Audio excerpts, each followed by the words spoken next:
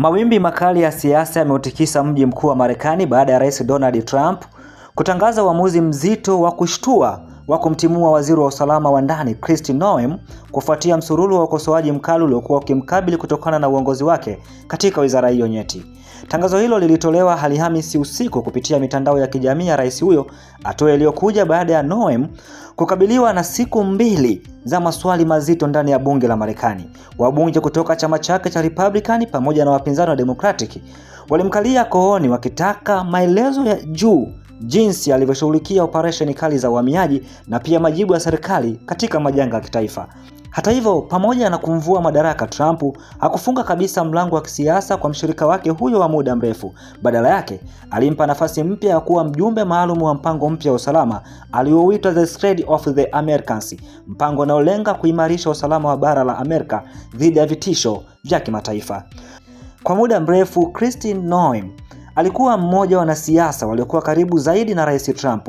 Kabla ya kuingia katika baraza la mawaziri, alikuwa gavana wa jimbo la South Dakota na alijijengea taswira mwanasiasa mkali anayepigania sera kali za uhamiaji.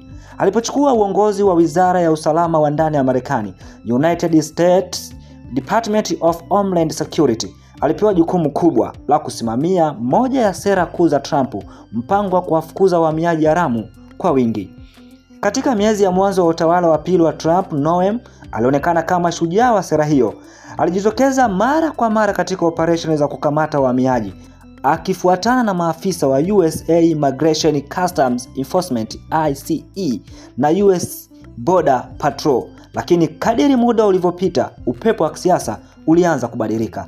Shinikizo kubwa lilianza baada ya tukio la kutisha mjini Minneapolis, ambapo waandamanaji 2 waliuawa kwa kupigwa risasi na maafisa wa uhamiaji wakati wa maandamano makubwa dhidi ya sera za serikali. Kifo hicho kilichochea hasira nchini kote. Wanaharakati wa haki za uhamiaji walinyoshea kidole wizara ya Noem, wakidai operesheni za uhamiaji zilikuwa kali kupita kiasi. Video za mapambano na maandamano kati ya polisi na waandamanaji zilienea mitandaoni na kuongeza shinikizo kwa ikulu ya White House. Hata baadhi ya wabunge wa chama cha Republican walianza kuhoji uamuzi wa wizara yake. Moto wa ukosoaji ulizidi kuwaka baada ya kufichuliwa kwa kampeni ya matangazo yenye thamani ya dola milioni 220 iliyozinduliwa na wizara yake. Kampeni hiyo ililenga kuhamasisha wahamiaji wanaoishi Marekani kinyume cha sheria kuondoka kwa hiari yao, lakini wabunge walitaka kujua kwa nini matangazo hayo yalikuwa yakimuonyesha Noem mwenyewe kama sura kuu ya ujumbe huo. Noem alidai kuwa rais alijulishwa kuhusu kampeni hiyo mapema, lakini Trump alipoulizwa na shirika la habari la Reuters, alikanusha kabisa kuidhinisha kampeni hiyo, kauli iliyoongeza mashaka na kuharibu zaidi nafasi ya kisiasa ya wizara hiyo. Wakati huo wizara yake ilikuwa katikati ya mgogoro mkali wa bajeti katika bunge la Marekani. Wabunge walikuwa wakipambana kuhusu fedha za kuendesha operesheni za uhamiaji. Kutokana na mgogoro huo, wizara ya usalama wa ndani ililazimika kufungwa kwa siku 20, hali iliyowalazimu maelfu ya wafanyakazi kuendelea kufanya kazi bila malipo. Hali hiyo iliongeza shinikizo kwa Noem na kuibua maswali kuhusu matumizi ya mabilioni ya dola yaliyotengwa kwa wizara hiyo. Baada ya tangazo la kutimuliwa kwake, baadhi ya viongozi wa kisiasa hawakuficha furaha yao.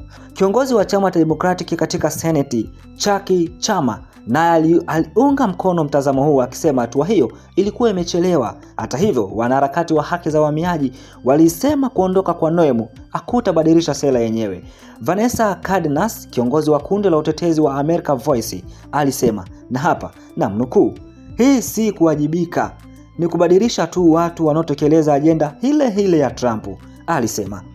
Pamoja na ukosoaji mkali na mkubwa, Noem bado ana wafuasi ndani ya vyombo vya usalama. Kamanda wa operesheni za uhamiaji Gregory Bovino halimsifu wazi bila kuficha hisia zake, na hapa namnukuu, "Yeye ndiyo waziri bora niliyewahi kufanya naye kazi. Noem ni mzalendo wa kweli," alisema.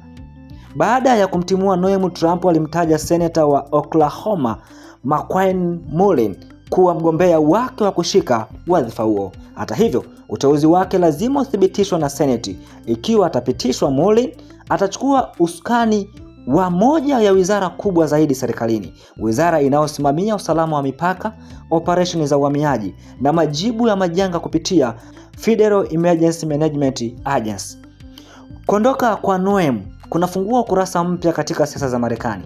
Ni ishara kwamba hata ndani ya serikali ya Trump, shinikizo la kisiasa linaweza kumwangusha hata mshirika wa karibu. Lakini swali kubwa linaloendelea kubaki angani, je, mabadiliko haya yatafanya sera kali za uhamiaji kupungua au yatazifanya kuwa kali zaidi? Katika jiji la Washington, majibu ya swali hilo yanaweza kuamua mwelekeo wa siasa za Marekani katika miaka ijayo.